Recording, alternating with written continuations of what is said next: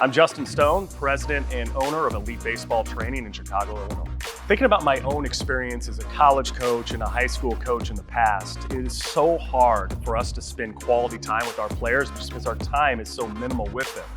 So any time that I can get them more game-like reps, I think all coaches from the amateur side of baseball are going to benefit from this to make better utilization of the small amount of time we have with our players. I think for youth and amateur coaches, you always have to remember that the pitchers are always ahead of the hitters, because a breaking ball that the pitcher will start to throw at 12 or 13 years of age is completely foreign to a player unless they've trained on that for a few years. And I think there's a moment where players get into a panic mode for the fact that they're seeing a pitch that they have no previous experience with, and more importantly, the brain has no file with, no previous sight of the pitch type, the pitch shape, or the trajectory of it. And you have to remember that the ball-bat collision is really a prediction, and it's a prediction based on a file that's created in the player's mind of every pitch that they've seen in their life. So even with youth players, as they start to see different types of pitches and shapes, what the RibeeVR can do is recreate that and build up a larger file size. So when they start to see these different type of pitch speeds, locations, spins, and shapes, they already have some previous experience with it. And so if we can recreate this starting at the age of 10 years old and do this in the mind where we start to track those type of pitches, it's gonna make that learning curve much faster for when they start to see it in competition. One aspect that all good hitters have is quality decision making.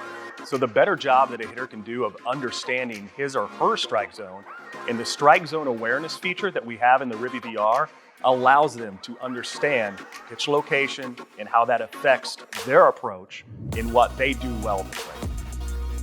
Besides just general practice, I think one of the hard things we have to do is putting hitters in a situation that they may only come across a couple of times during a season.